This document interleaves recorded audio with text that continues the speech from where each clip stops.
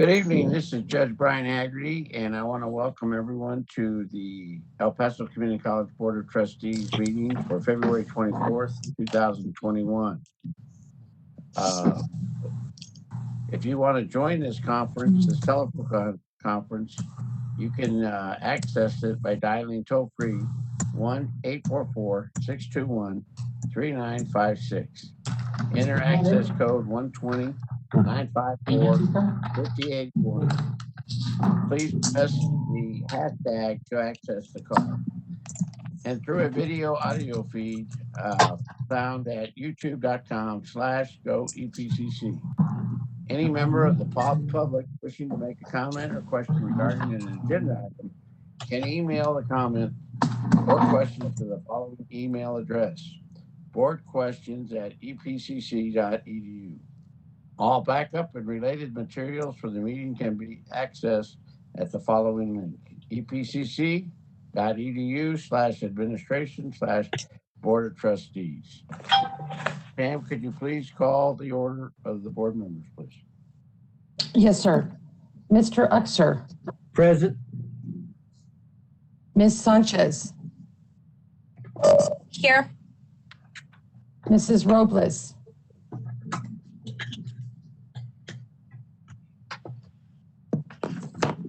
Mrs. Robles. Present.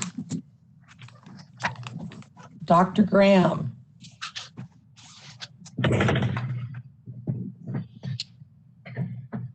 Dr. Graham.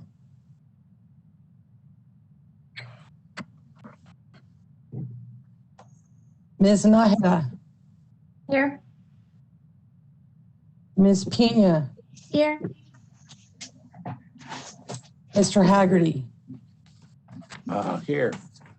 Pam, can we go to 1.4, approval of the minutes? Yes, sir. Item 1.4, approval of the minutes for January 26, 2021, Facilities and Finance Committee, and for January 26, 2021, regular meeting. Can I hear a motion? Move to approve. I second. Any discussion? Call a question, Pam. Mr. Uxer.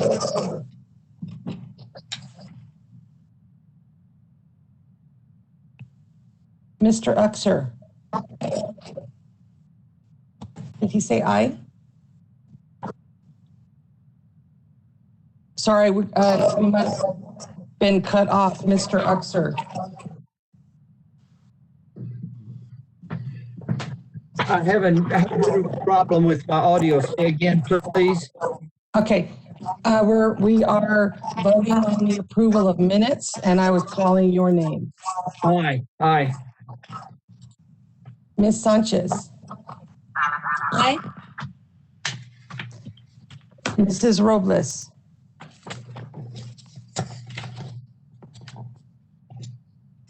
Mrs. Robles. I think you may be muted, Mrs. Robles. Aye. Dr. Graham, are you on the call? Ms. Nahida. Aye. Ms. Pena. Aye. Mr. Haggerty. Aye.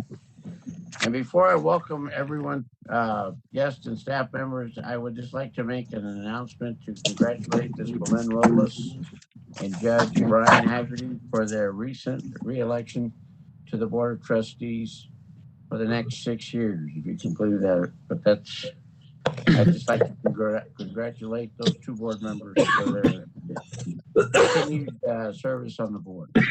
Congratulations. Congratulations. Well, thank you. I guess. All right, I'd like to welcome everyone to our meeting. Open forum, has anybody contacted you, Pam, for open forum? No, sir, we have not had anyone sign up. Okay, 1.7, any presentations by anyone? Item 1.7, Presentations by individuals, groups, and organizations. Item 1.7.1, Dr. William Sarata, College President, will recognize individuals who have retired from the college district. Chair Haggerty and members of the board, I'm going to start with Jeanette Minnie, who is a lab assistant 3. She retired on January 31st, 2021. After working in the private sector for many years, Ms. Minnie was drawn to the South, moving to Las Cruces, New Mexico, where she received her bachelor's and master's degrees from New Mexico State University. While completing her master's degree, she taught Spanish classes as a teaching assistant at NMSU. During that time, she also taught GED classes to displaced factory workers for a private company. After moving to El Paso in 2001, Ms. Minnie began teaching ESL classes at EPCC as an adjunct faculty at the Mission del Paso campus. In 2007, she received the Distinguished Outstanding Adjunct Faculty Award. After serving as an adjunct and lecturer, she transitioned to a new position as an ESL Lab Assistant 3 at the Rio Grande campus until her retirement in January of this year. Ms. Minnie, thank you for your 20 years of service to our students and the college. We wish you all the best in your retirement. Lily Johnson. Go ahead, Judge. On behalf of the board, will you make sure that she is congratulated and thank her for her many years of service? Yes, sir. We certainly will. Next, we have Lily Johnson, who's retiring February 28th, 2021. Lily Johnson has been a part of the nursing program for over 40 years. In that time, Lily not only exemplified herself as an excellent instructor, but she contributed to every type of report the nursing program is required to produce for the Board of Nursing or accreditation site visits. She has had a love for teaching and conveying her knowledge and expertise to new students, helping them to understand what it means to be a nurse and how students can put into practice what they learned. Her strong ties in the nursing community have helped ensure EPCC students have acquired the key preceptorships, slots to continue their studies. In fact, she developed the online preceptor training program with our UTEP colleagues and has ensured the program's relevance over all the years. All of the local hospitals use this program in their preceptor training. Lily has also been recognized as EPCC's Minnie Piper Stevens Award nominee. Lily was on the original team that developed, implemented, and managed the EPCC Leadership Academy for faculty and continued to serve on the Leadership Academy Committee for 7 years. She was instrumental in adjusting the nursing curriculum when the state changed to the WECM format. She has served on numerous nursing and college standing committees and regularly attended the National League for Nursing Conference. We wish Lily the best in her retirement. She will be greatly missed by her students and colleagues. Wow. Again, Dr. Sarata, on behalf of the Board of Trustees, congratulations to her retirement.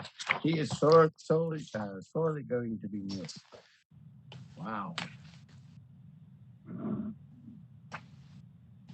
Item 1.7.2, optional written report submitted by the presidents of the Classified Staff Association, the Professional Staff Association, the Faculty Association, and the Student Government Association will be read at this time. I have 2 reports this evening to share. The first report, hello members of the board and EPCC president. This month's Senate meeting discussed the transition to the Texas Association of School Board Policies and Procedures presented by Dr. Julie Penley. Faculty understand the shift and appreciate the information presented. Vice President Steve Smith met with us about the potential fall schedule. Currently, the Senate is gathering questions about the information we would like to know more about before returning to campus. A frequently asked questions document has been created to help keep track of common questions. Finally, a committee to help with student advising is being formed. Faculty will learn the best practices and guides to advising students. Thank you for your time. Melissa Aguilera, Faculty Association President.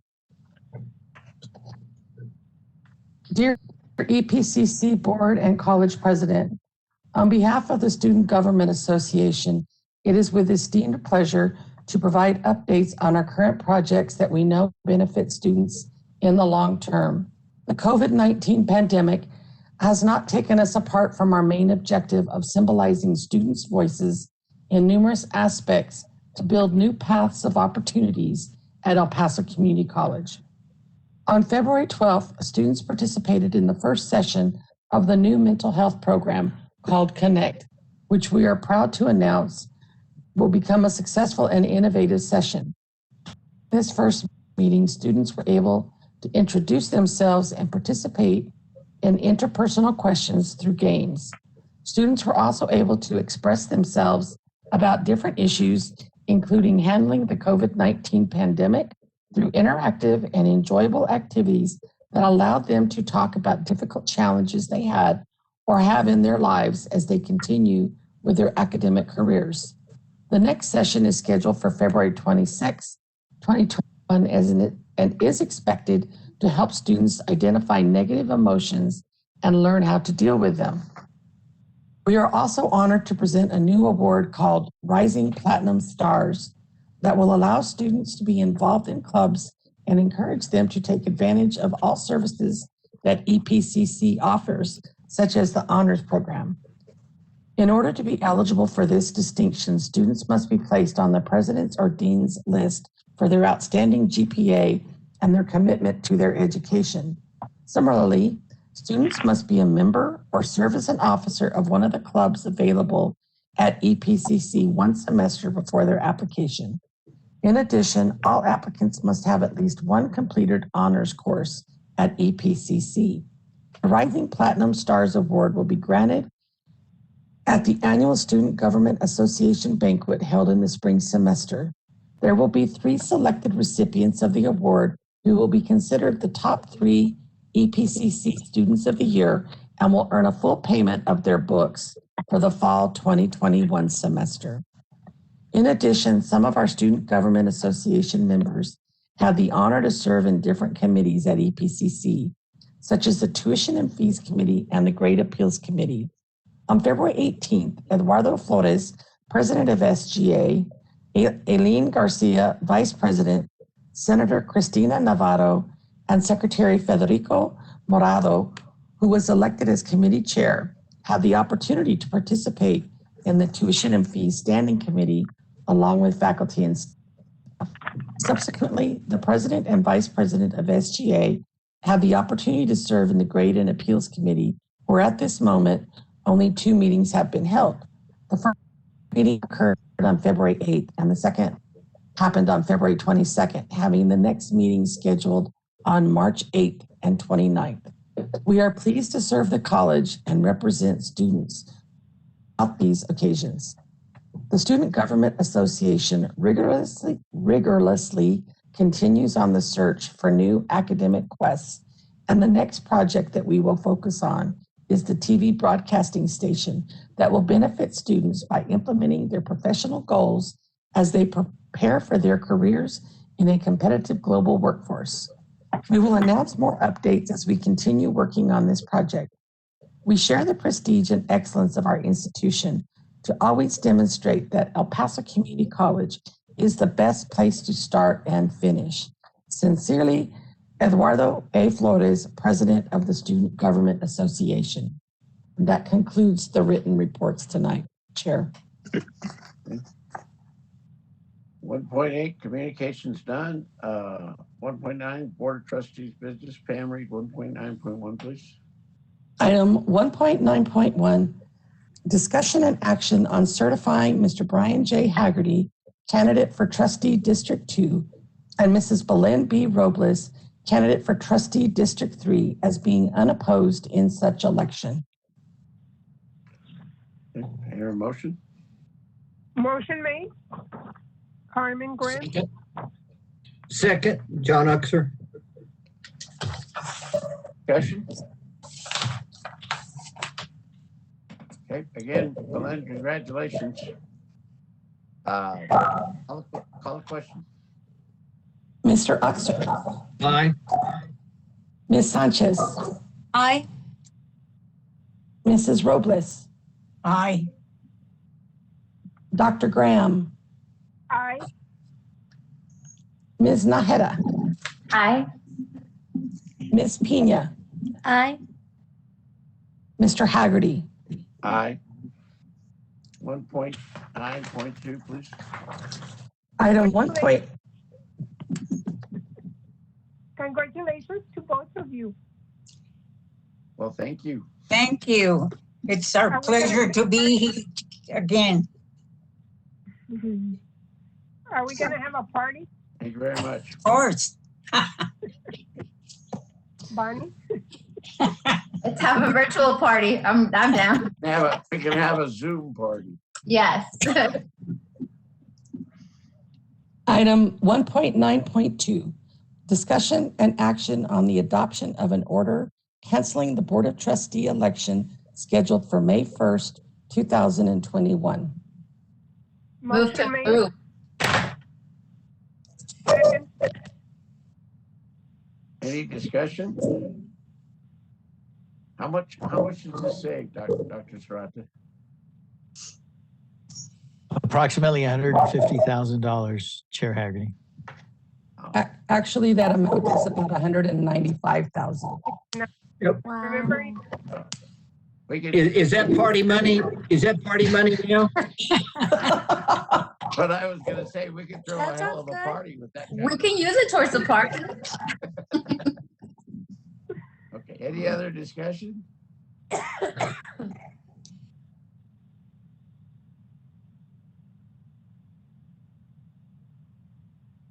Go ahead and call the question, ma'am. Mr. Uxer, Aye.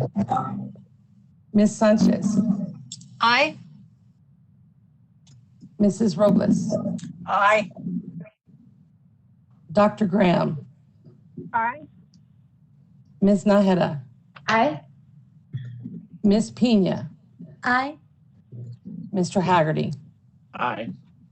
1.9.3, Item 1.9.3, discussion and action on the institution's instructional recommendation for course modality for the fall 2021 semester. Move to approve. Chair, okay, we have a motion to approve. Do I have a second? Second. Go ahead. Dr. I just want- Tell us. I just want to know what we're approving. I think it's just a discussion and action on it. So if we could have just some background, please. Thank you. yes, ma'am, Ms. Sanchez, absolutely. What we're looking at, just based on the current data that we're seeing with regards to COVID-19 and what has been recommended by the faculty, the administration, and Vice President Smith from Instruction, is that we look at establishing the fall 2021 semester in a 50-50 opportunity where 50% of the courses would be offered online, 50% would be face-to-face.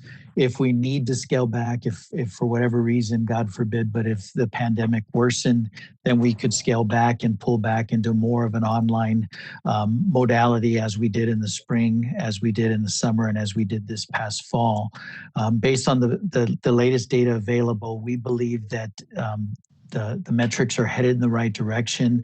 And as we need to start to prepare for that, as enrollment will start in the next month or so.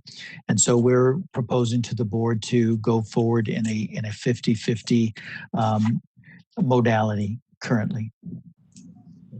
Dr. Sarata, you said faculty, is everybody on board? So we're not going to get anybody complaining that. You know, it's a great question, Judge. So we're working with individual, and I'm working with Dr. Pena, who leads our COVID our COVID response team. I'll ask Mr. Smith to jump in as well and to provide some context to the board. But I am working with the COVID response team. We are also working. We're continuing to work with UTEP, but we're also working on our own to become a a vaccination site. We're continuing with that paperwork to be able to move that forward. Mr. Smith, please jump in. Thank you, Dr. Serrata. Leading up to this decision, and Dr. Serrata is correct, we have an April 1st timeframe of when we start to register students for the fall semester. So leading up to that date, we need to plan for the fall calendar, the fall schedule. Early in the semester in January, we'd asked the deans to begin to canvass their coordinators and faculty to begin to broach the subject and gather feedback from them about what they believe the proper mix might be. And it may not be the same for every discipline either. What we got for responses was ran the gamut, as you can imagine. Many faculty are ready and anxious to get back and interact with their students in a face-to-face environment. Others are a little more tentative and want to know more, as you heard President Aguilera's address, about the safety protocols in place. And so we're getting information out to faculty about what we've been doing with the courses that have been meeting face-to-face and have been since the pandemic started. So to answer your question, Judge, no, I think we will have some concerns raised that we'll need to address and make sure everyone understands that we're doing everything possible to create a safe environment, including social distancing, separating classes with classrooms spaced such that the students minimize the interaction they have with each other as they come onto campus. But ultimately, the decision of the instructional leadership team in collaboration with faculty was to target a 50% face-to-face number. And as Dr. Serrata said, as we learn more, as the pandemic continues, as the vaccine rollout continues, whether it accelerates or not, we'll have a better understanding and be able to adjust more online if we need to down the road. It's easier actually to adjust the face-to-face classes to convert them online at a later date than it is to do the opposite. My question, Mr. Smith, what is the response of the students? Do they like the visual, or are you getting a lot of response that they want to come back to campus? So we've looked at a number of things, Chair Haggerty. We've pulled success data related to how successful students are face-to-face versus online. We do see a small difference. On face-to-face students are a little more successful typically than online students. That's painting with a very broad brush, by the way. It varies by discipline. And the feedback that we're getting is students that generally are in what we call career and technical ed programs, automotive, nursing, computers, fire tech, cosmetology, culinary arts. Those students are really, really anxious to come in. They have to do hands-on components as part of their studies. Other students are enjoying the online opportunity, and we believe the 50% mix will afford students both options. We will be monitoring the enrollment, by the way, to make any adjustments if we see students gravitating towards an online environment as registration continues. We will make more of those available to them. Have the those programs that you mentioned, have they been on hands-on since the pandemic, or have they not been canceled? Nursing, fire tech? Yeah, so Judge Haggerty, with very few exceptions, after the pandemic hit in spring break, last spring, right after spring break, we did have a small break, about a 2-week break in service as we transitioned to online. But since then, many of those programs had continued to meet face-to-face in a reduced fashion, not to the same extent that they would, Monday, Wednesday, Friday at 8 o'clock, they would show up. It was reduced, but they did continue that.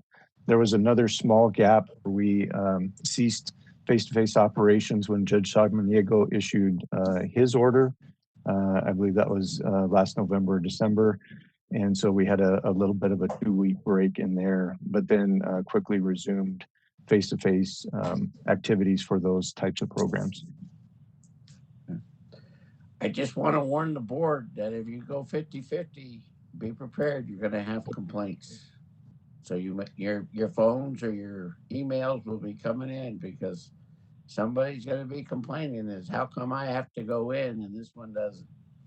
So be prepared. Thank you, Mr. Mr. Smith, I have a question. Okay.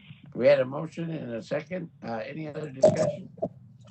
I have a real quick question then. For Dr. Serrata, when we say 50-50, are we going to offer one class in face-to-face and then the same class online? So is that what we say, that we're going to mirror image all of the online classes to the extent possible with face-to-face classes? Is that what we mean by 50-50? Not necessarily, Mr. Uxer. Our CTE courses have to have a face-to-face component, so we'll address those first. And so you may not see a direct one-to-one, but it'll be approximately a one-to-one ratio of courses that will be taught face-to-face versus online. I know that Dr. Graham had a question as well, Chair Haggerty. Okay, go ahead, Dr. Graham. My question is, when it gets closer to the time, perhaps in April, can we have an update as to what safety measures are taken? Because I think the staff need to know what they are, and the rest of us as well. I know we have some things in place in the districts, but I'd like to see what the college is going to have. No, absolutely, Dr. Graham. We will bring back to the board. We will continuously update the board on where we are, provide context of any concerns that have been raised to us by faculty and staff. We will continue to brief the board and keep each of you up to date on where we are with this proposed schedule. Now, it seems like it's so far away. We're at the end of February. Classes don't start until August, but we also have it as a standing item at our cabinet meetings that we have weekly. So we will ensure that we brief the board. Mr. Smith and his team have it as a standing item at his leadership meeting. So we will continue to brief the board, and we will keep you apprised of any concerns that we see as we move forward. We're hopeful with the time frame that we have from March until August that we will be able to continue and provide those courses in a approximately 50-50 ratio. What we do see is the enrollment decline that we saw in the fall, that was also followed in the spring. We saw first-time in college students primarily about a 30% decrease in first-time in college students from the class of 2020. That's a real concern for us with the class of 2021 now coming forward. The data has been overwhelming that if they don't enroll immediately following high school graduation, summer or fall after, the likelihood that they ever earn a credential has been 1% traditionally. And so we want to mitigate that, but we want to do it safely and securely. And so we'll continue to brief the board on where we are. We'll continue to provide later in my report, I will share data that we have with regards to COVID-19. It seems to be headed in the right direction, but I'll share that and we'll continue to brief the board accordingly. Thank you, sir. Any other questions?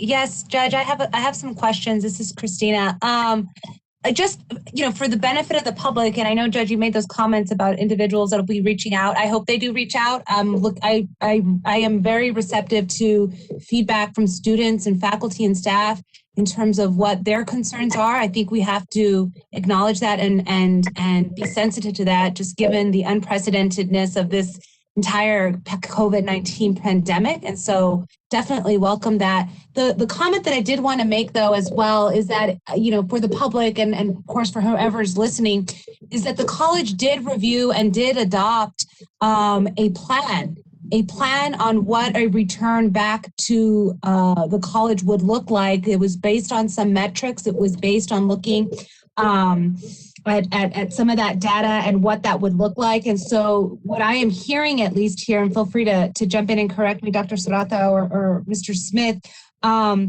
is that we are following that, and we're seeing, as you say, things look good. They're going in the right direction.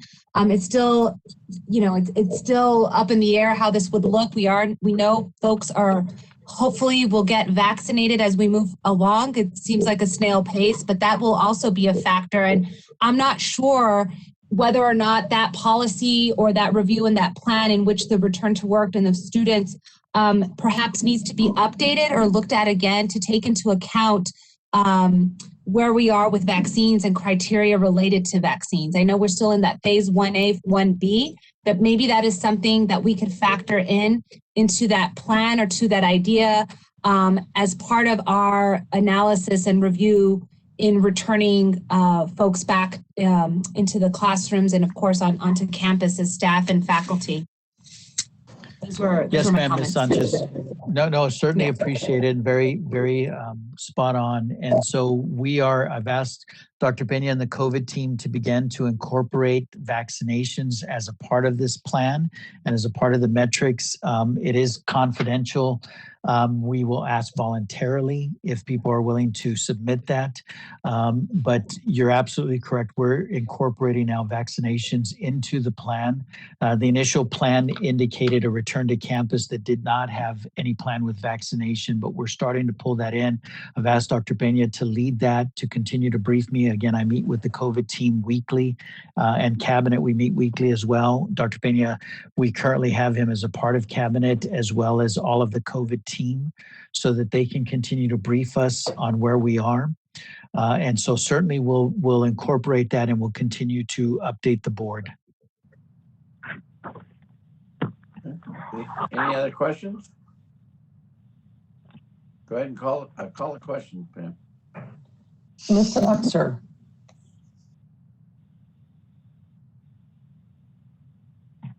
Can't find the unmute button. Aye. Ms. Sanchez. Yes, and just for clarification, the motion that's on the table, what we're approving is a 50-50 instructional recommendation. So if we can just make sure that that is part of the motion. I'm going to vote no at this time because I'd like to see, I think we're a little bit premature on getting there. I'd like to kind of see where we are a little bit along the way as we make a little bit more of that tie-in with our plan and with our metrics. So my vote is no at this time. Thank you. Mrs. Robles. Aye. Dr. Graham. Aye. Ms. Nájera. Because there's still too many unknowns, my answer is no. Ms. Pena.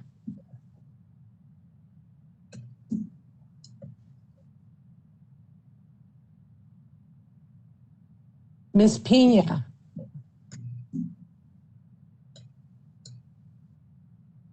Can you hear me, Pam? Aye. Yes, now I can. What is your vote?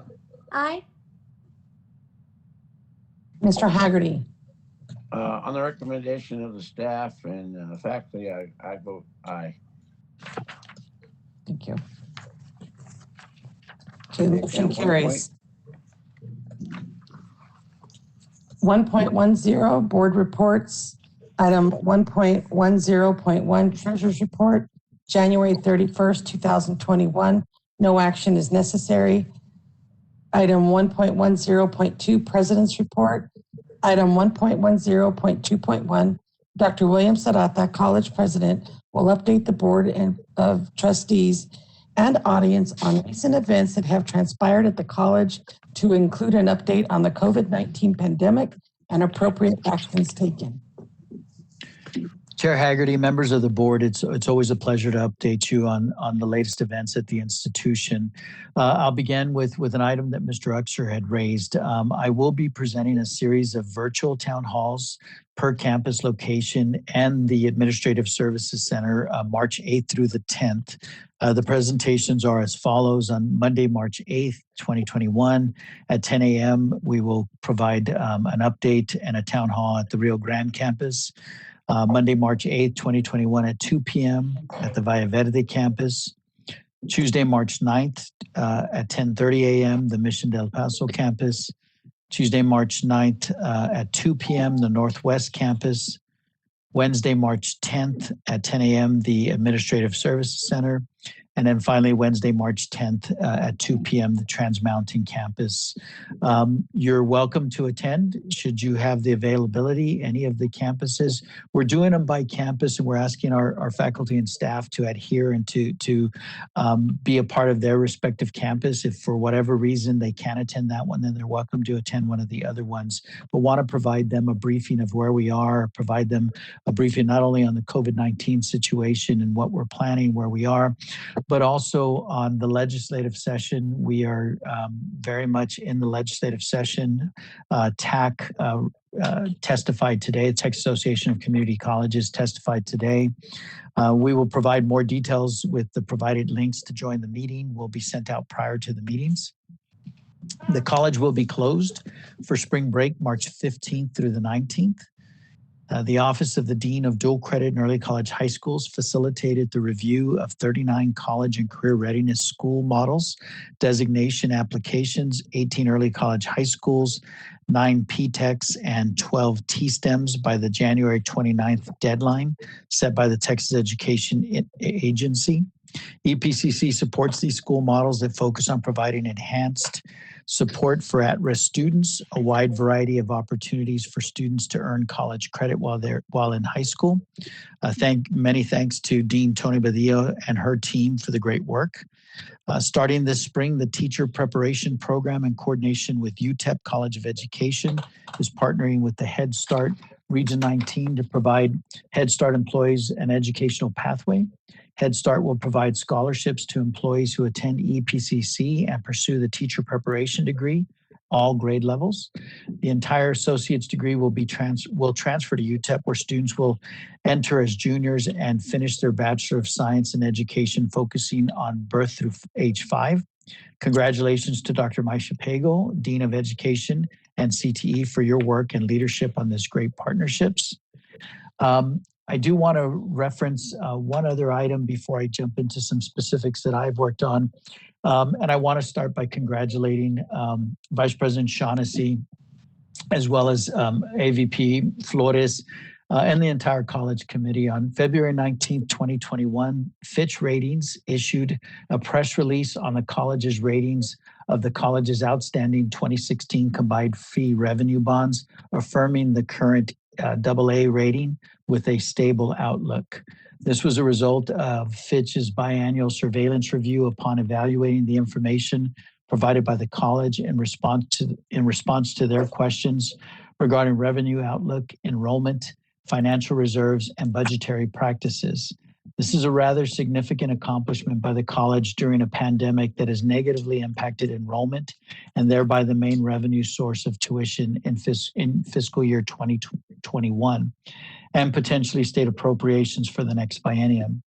As reported back in October by Mr. Flores, Associate Vice President of Budget and Financial Services, when S&P affirmed the college's A+ rating with also a stable outlook, the current uncertain revenue climate is the kind of situation that could have triggered a negative outlook by the rating agencies.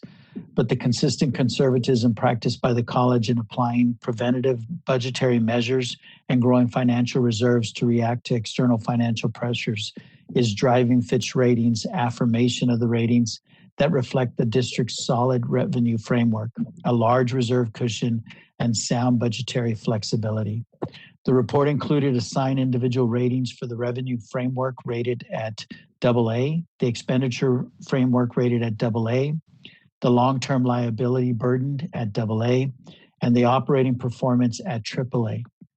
Fitch Ratings believe that the district is well positioned to address challenges posed by the current environment. Kudos to EPCC for this accomplishment that will bode well as evidence of strong financial position in the reaffirmation compliance report to SAC-COC, which is due in March of 2022. Again, I want to thank all of the faculty, staff, and administrators for their great work. And in particular, I want to thank Ms. Shaughnessy and Mr. Flores for their leadership on this rating. So certainly appreciate the good work to reaffirm our rating. Actions that I have taken since the last board meeting. I participated in 78 virtual meetings, including 9 Texas Association of Community Colleges meetings as we prep testimony for the legislative session, including the TAC Legislative Committee, the TAC Metrics Task Force meeting, the TAC Executive Committee, the TAC Small Colleges meeting, and the TAC Board meeting. 2 TAC Community College Association of Texas Trustees and Community College Teachers Association joint meetings prep call for the Senate Finance Committee, which occurred today. We had Chancellor Hellyer, Chancellor from San Jacinto Community College testify, as well as a trustee. And the chair of the trustee organization, Carol Scott. And finally, we had Mr. Friday testify in person in Austin. So they drove to Austin, went through the testing protocol, and were testified in front of the Senate Finance Committee today. Community colleges, the largest sector of higher education in the state of Texas, has a total of 5 minutes to testify, the same that is provided to each of the separate universities. So UTEP has 5 minutes. All of the public universities in Texas have 5 minutes, and community colleges, the largest sector in higher education, once again, we have a total of 5 minutes to testify in front of the legislature. I will share that Chairwoman Nelson was I watched the testimony this morning. She was very receptive to our testimony, and was said that she has set out 4 priorities for the state: public education, both K through 12 and higher education being one of those priorities.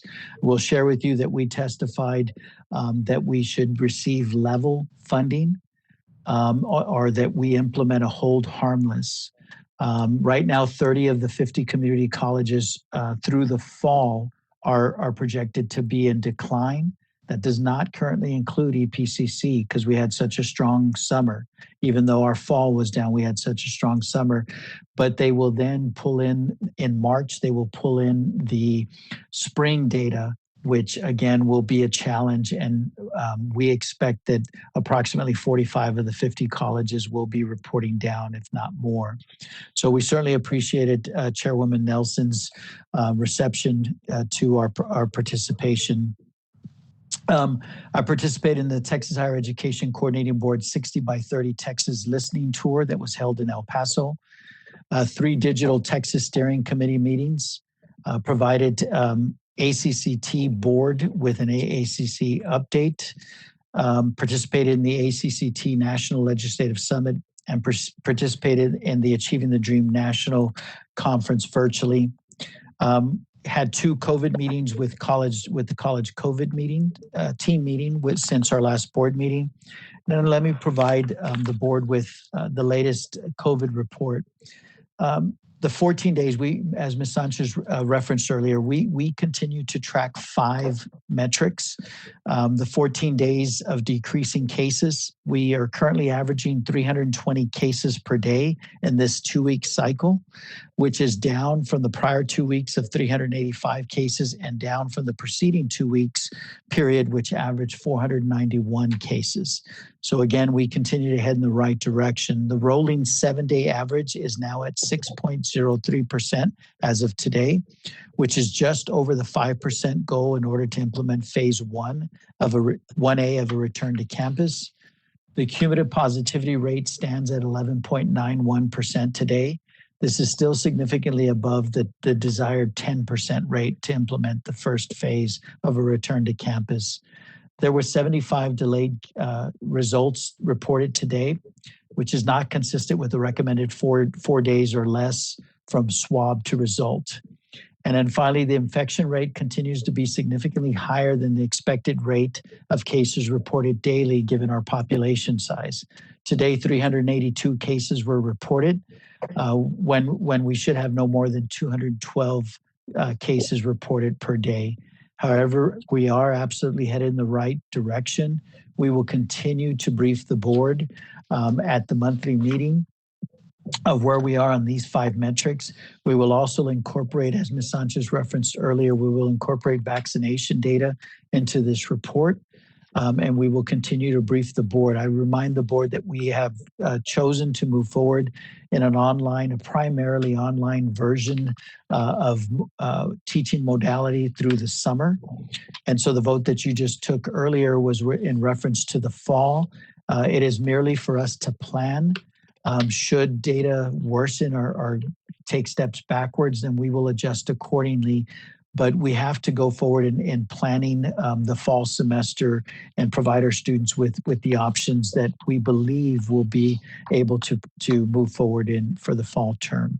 Chair Haggerty, that completes my report, but I'm happy to respond to any questions from any member of the board. Thank you, Dr. Serrata. Okay, Pam, 1.11. Judge Haggerty? Yes. Judge Haggerty, I would like for our board to extend condolences to the Favens community on their great loss.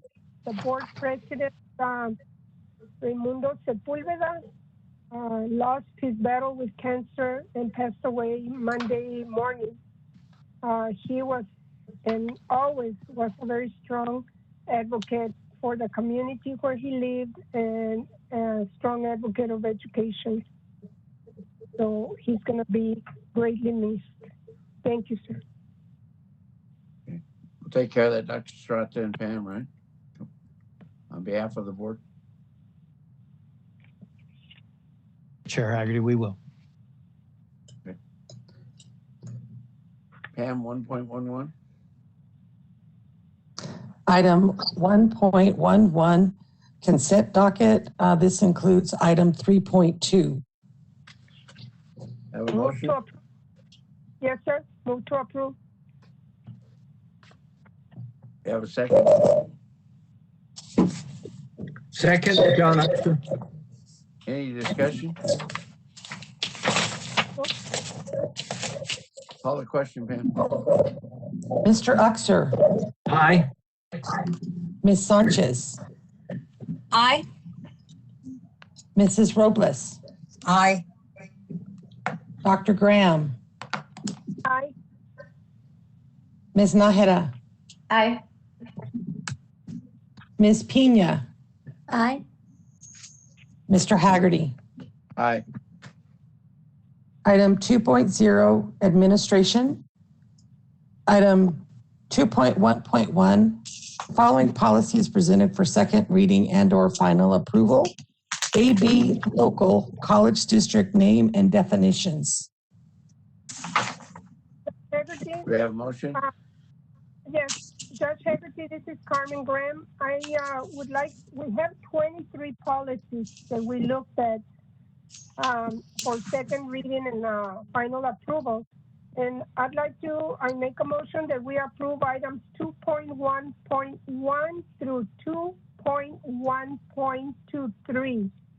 Unless anyone wants to pull any of the policies out for discussion, I would like to, my motion to approve them together. This is Bonnie Nájera in the second. Okay, Pam, I think you have to read each one, I believe. So we're going to read them continuously here. Item. Yes, ma'am. Comment. So, go ahead. The following policies are presented for second reading and/or final approval. Item 2.2.1, BA local board legal status. Item 2.3.1, BBB local board members elections. Item 2.41, item BBD local board members orientation and training. Item 2.5.1, BBE local board members authority. Item 2.6.1, BBF local board members ethics. Item 2.7.1, BBG local board members compensation expenses.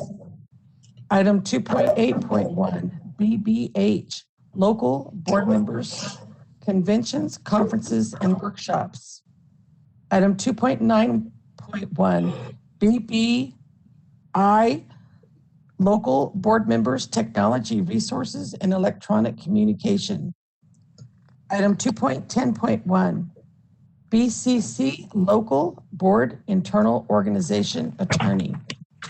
Item 2.11.1, BCG, local board internal organization board evaluation. Item 2.12.1, BD, local board meetings. Item 2.13.1, BDB, local board meetings, public participation. Item 2.14.1, BE, local policy and bylaw development.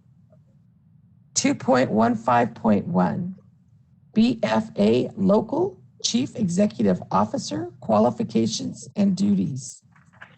Item 2.16.1, BFD, local chief executive officer retirement or resignation. Item 2.17.1, BFE, local chief executive officer evaluation. Item 2.18.1, BH, local administrative rules and regulations. Item 2.19.1, GB, local public complaints and hearings. Item 2.20.1, GCB, local public information program request for information. Item 2.21.1, GDA, local community expression and use of college facilities, conduct on college district premises. Item 2.22.1, GE, local advertising and fundraising. Item 2.23.1, GK, local relations with educational accreditation agencies. Any discussion on any of these items? I do have a question, Judge. This is Christina. So the items, all those items that were just read into the record, they're posted as second reading and or final approval. So my question is, if we make a motion and we approve these items as were just read, are we approving it as a second reading, or are we approving this as the final policy to be adopted? It's the final policy. Okay, so if that's the case, perhaps for the future postings on these items, then we need to make sure that that's clear as the final approval, because as I read this, it is second reading and or, so there's an option as to whether or not this is just a second reading and that it'll come back for final approval. So for then, if that's the case, for the benefit of the public, what we're approving are these policies, and it is a final approval on these policies then. I think the reason it was written like that is because we have an option. So we have an option of, we want to hear about this again later, or like have Dr. Graham or whoever makes a motion say, I make a motion that we approve them now. Does that make sense? So this is the way it's written is in case we want to hear more information and we want to table one of them or two of them, then we can hear about it later. Yeah, that makes sense. Yeah, thank you, Ms. Nahara. I think that helps to clarify for sure. So maybe so then for the motion, then it's approve final policy. Yes, ma'am. Okay. All right. Thank you. Thank you. But that's a good point because we're going to be receiving a lot of them since we're on page aligned. That we need that clarification. If we're comfortable with just the first reading and then approving the second reading, but then if we have some that are very long, it's not very long. But we will have some in the future that might be long. We would not be comfortable getting to all of it in a period of time. So that's a good point. And Thank you. To thank Dr. Kenley. It's a major undertaking and doing a really good job. Okay, call the question, ma'am. Mr. Uxer. Aye. Ms. Sanchez, Aye. Mrs. Robles, Aye.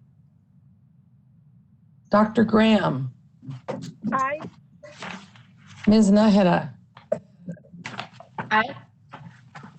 Ms. Pina, Aye. Mr. Haggerty, Aye.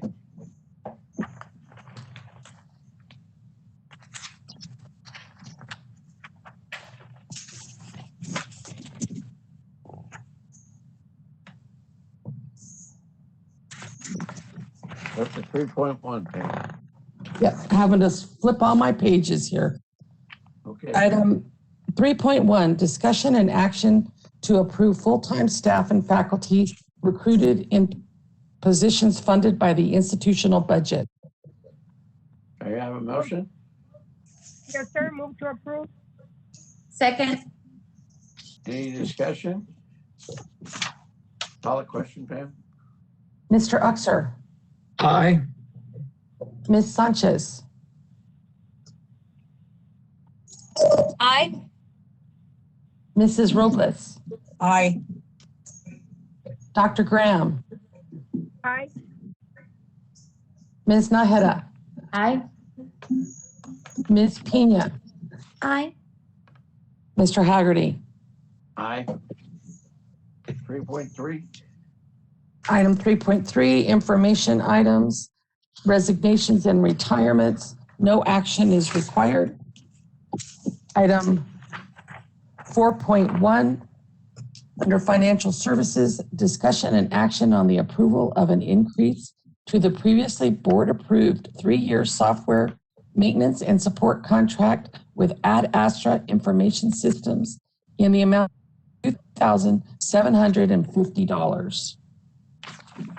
Have a motion? Yes, sir. Move to approve. Second. Any discussion? Call the question? Mr. Uxer, Aye. Ms. Sanchez, Aye. Mrs. Robles, Aye. Dr. Aye. Ms. Nájera, Aye. Ms. Pina, Aye. Mr. Haggerty. Aye. Item 6.1 under curriculum and instruction, discussion and action on the acceptance of funding from the United States Defense Logistics Agency for the Contract Opportunity Center in the amount of $359,507. Move to approve. 6.1 and 6.2. Second. Go ahead and read 6.2, Pam, please. Item 6.2, discussion and action on the acceptance of a grant award from the City of El Paso in the amount of $37,000. Okay. Any discussion? Call the question? Mr. Uxer, Aye. Ms. Sanchez, Aye. Mrs. Robles, Aye. Dr. Graham, Aye. Ms. Nájera, Aye. Ms. Pina, Aye. Mr. Haggerty. Aye. Item 6.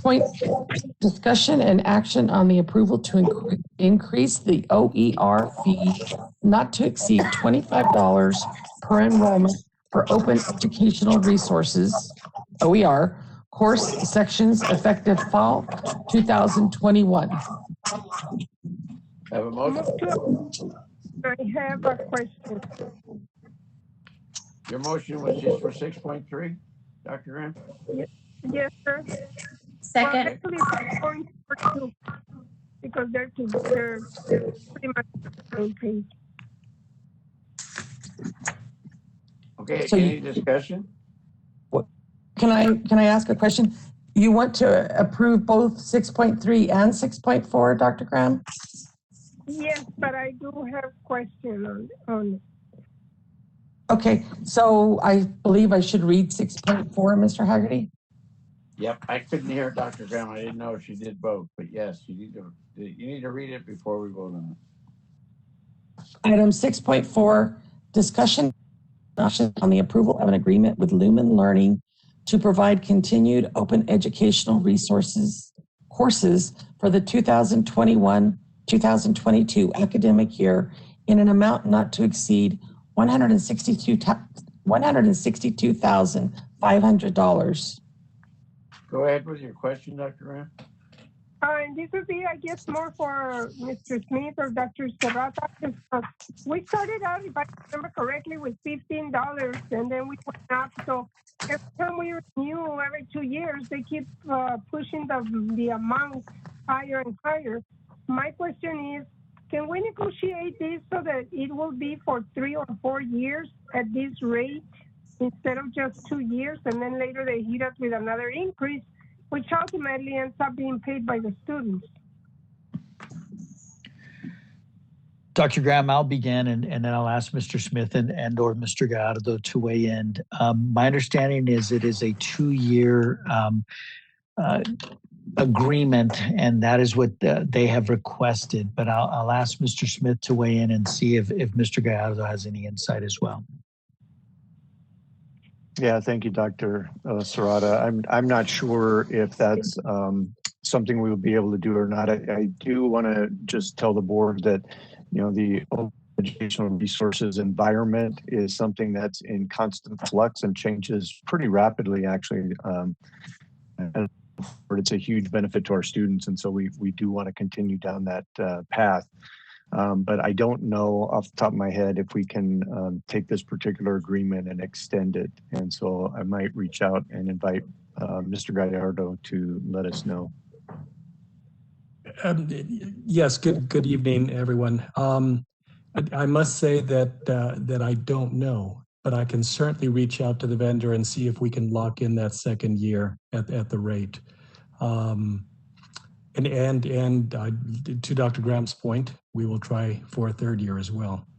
But Mr. Smith is absolutely correct. It is an environment that is constantly in flux with new vendors coming online all the time.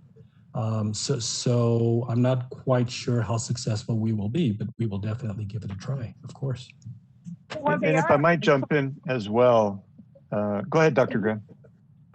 I was just going to say they are sole source according to them, and but the reason we moved to approve them in the first place as a board earlier, way back, was to save our students some money on the textbooks and all that. So we wanted to try and let them know that that's the position that we would like to get an extended contract a little bit longer, and see if they would consider it.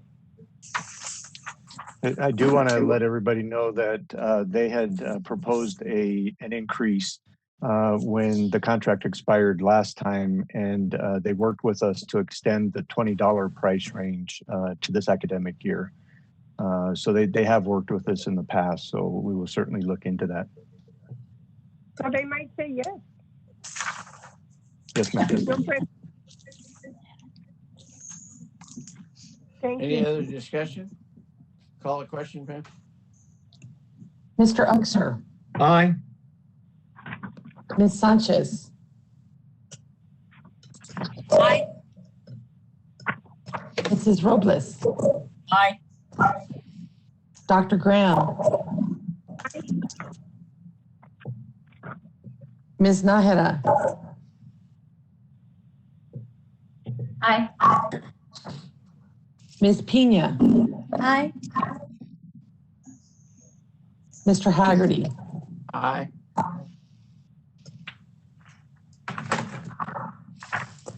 Okay. Item 7.0, student services, there's none. Item 8.0, community service, there's none. Would the board like to go into executive session at this time? Yeah, we have one item for executive session, so go ahead and read the required. Yes, sir. It is now on my phone. Go ahead and read that, Pam, and then we'll. Okay. The Board of Trustees conduct an executive or closed session pursuant to Chapter 551 of the Texas Government Code for one or more of the following reasons: consultation with its attorney to seek or receive legal advice, or consultation regarding pending or contemplated litigation, or for any purpose the law of real property, discussion about a prospective gift or donation, consideration of specific personnel matters, discussion about security, personnel, or devices, or discussion of certain economic development matters. The board may also announce that it will go into an executive session on any item listed on the agenda if the subject matter is permitted, or a closed session by provisions of Chapter 551 of the Texas Government Code. Any vote regarding these items shall be taken in open session. Discussion with legal counsel regarding redistricting issues arising from the 2020 U.S. Census pursuant to Section 551.071 of the Texas Government Code. Okay, it's 7:15. Do you all want to take a 5-minute break and move into executive session at 7:20? Yes, sir. That sounds good. Thank you. Perfect. Okay, 7:20.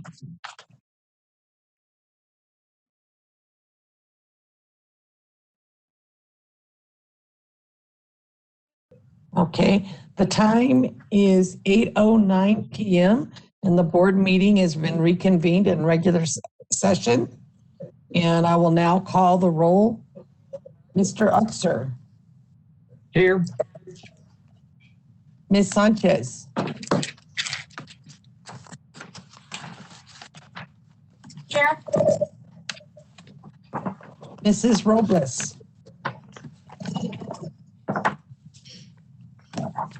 Dr. Graham. Here. Ms. Nahera. Here. Pena. Here.